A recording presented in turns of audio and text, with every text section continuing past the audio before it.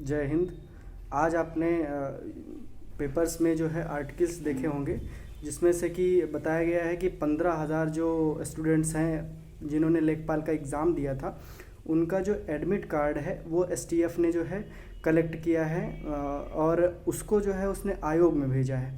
आयोग में इसलिए भेजा है क्योंकि वो चाहते हैं कि इनका जो मिलान किया जाए, जो 15,000 बच्चे हैं उनका मिलान किया जाए कि ये लोग, एक तो आप लोगों को पता है एडमिट कार्ड में बहुत सारी डिटेल्स नहीं होती हैं, तो एक तो वो लोग आयोग से उन बच्चों की डिटेल्स निकलवाएंगे। उसके बाद वो चेक करेंगे कि इसमें जो है बच्चे क्या हुए हैं, कि इन्होंने क्वालिफाई किया है कि नहीं किया है, और मतलब कितने नंबर हैं इन लोगों ने इस 15,000 डेटा में, इन लोगों में से किसने कितने नंबर प्राप्त किए हैं।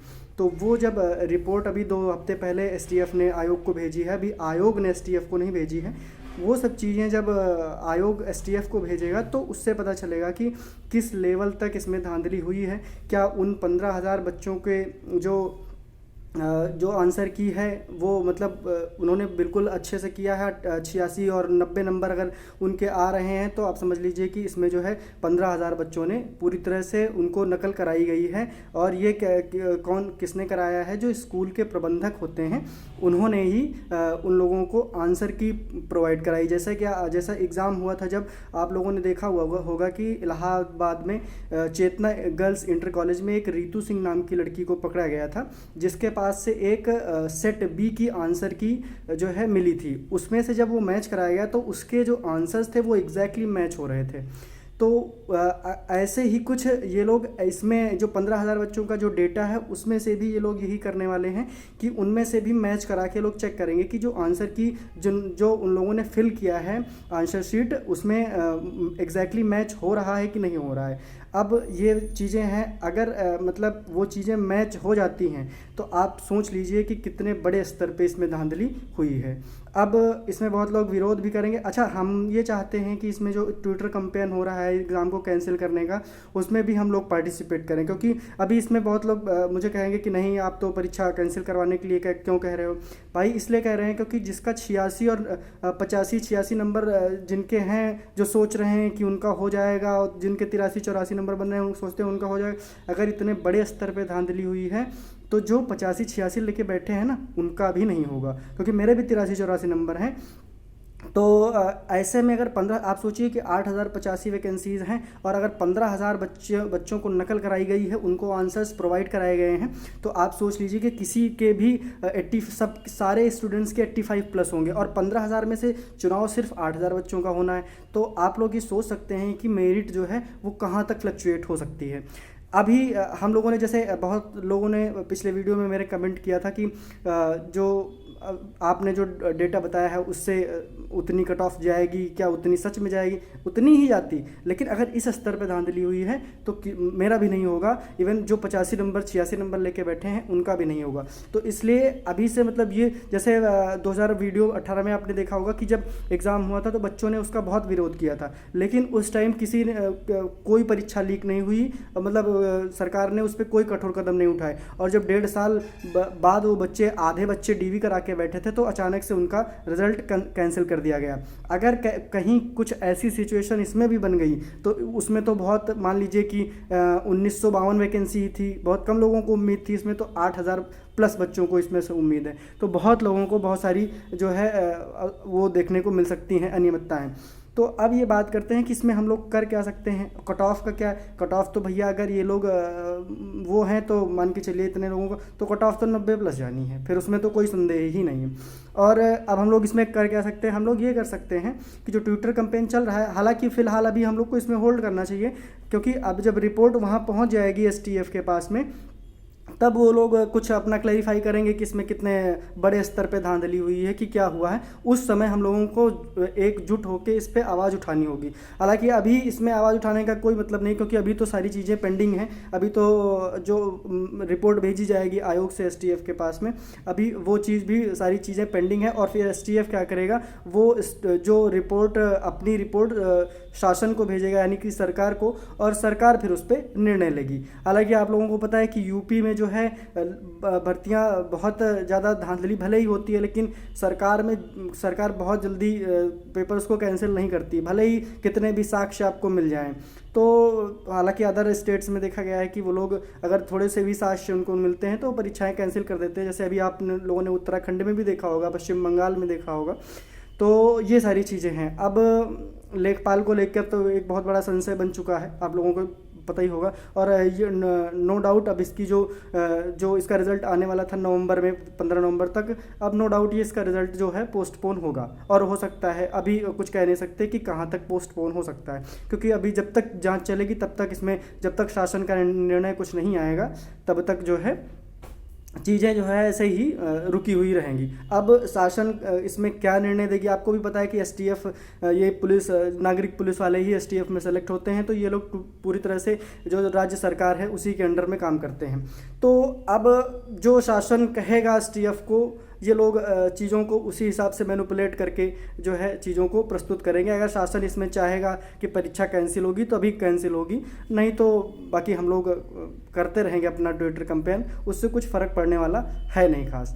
तो अब देखते हैं फिर क्या होता है। अब हम लोग बात कर लेते हैं जो वन दरोगा की भर्ती आई है। वन दरोगा में बहुत सारे यूट्यूबर्स आपने देखा होगा कि कह रहे हैं कि उसकी कट ऑफ तो ऐसे जाएगी 65-70 और ऐसे करके कट ऑफ जाएगी। तो आप लोगों को मैं बता दूं कि भले ही इसमें जो चेस्ट है वो मांगा गया है, रेस मांगी गई है, उन सब चीज़ों का फ़र्क बाद में पड़ेगा, कट ऑफ तो पहले ही बन जाएगी। और ये भी नहीं है कि कोई बंदा उसमें फॉर्म नहीं डालेगा, बच्चे ज़्यादातर एग्ज़ाम्स में फॉर्म को फिल करते हैं, बाद में कट ऑफ, बाद में एग्ज़ाम देते हैं नहीं देते हैं, फिज़िकल में जाते हैं नहीं जाते हैं, वो बाद का मैटर है। लेकिन जो अभी की जो कट ऑफ बनेगी, जो शॉर्ट लिस्टिंग होगी, वो आप लोगों को पता है कि फॉर्म फिल कर देंगे तो उसी के डेटा पे इन लोगों को शॉर्ट लिस्टिंग होगी। आप लोगों को पता है कि वन दरोगा एक अच्छी वैकेंसी है, तो जिन लोगों के हमारे हिसाब से 75+ हैं उन लोगों को चांस मिलना चाहिए।